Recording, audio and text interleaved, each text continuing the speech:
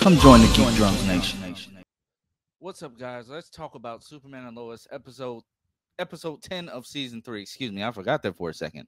If you are new here, please hit that subscribe button, turn on the alerts, and like this video so it can get there in the algorithm. I greatly appreciate it. So, this episode starts off with, well, Lois is going to her final chemo treatment. She rings the bell, says screw cancer. The whole family is there. It's a touching moment. Train.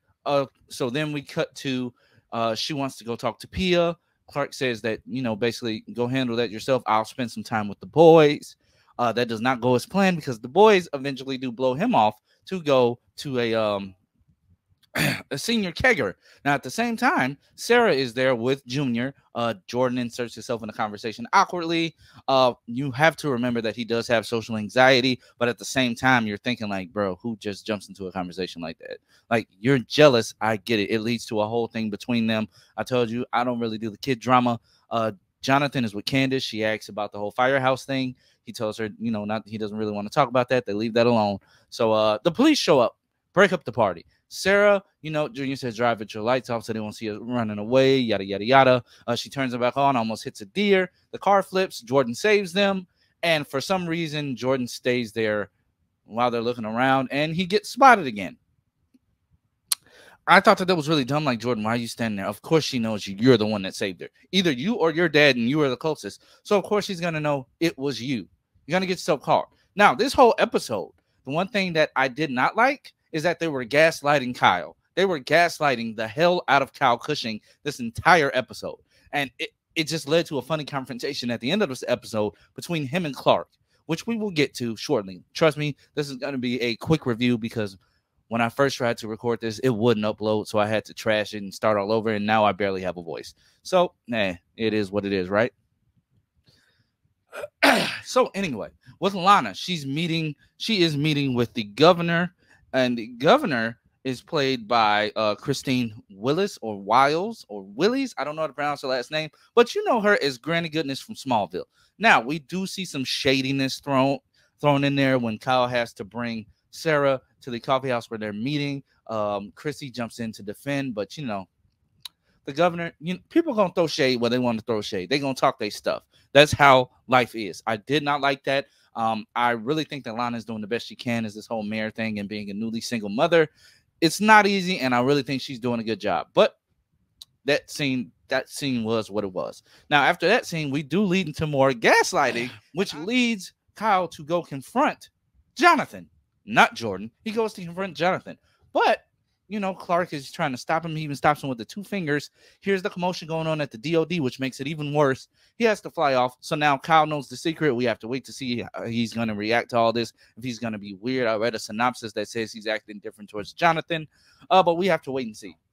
Now, this entire episode, we do not have any irons, but we do have Mannheims.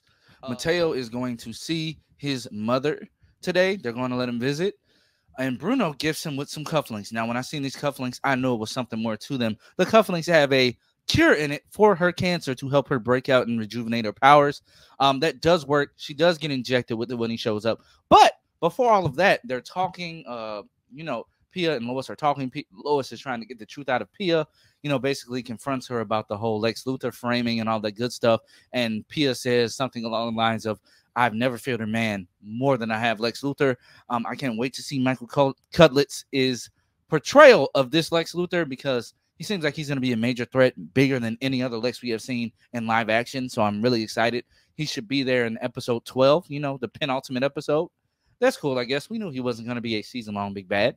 But yeah, that entire scene, the scenes between Pia and Lois were amazing. They were amazing.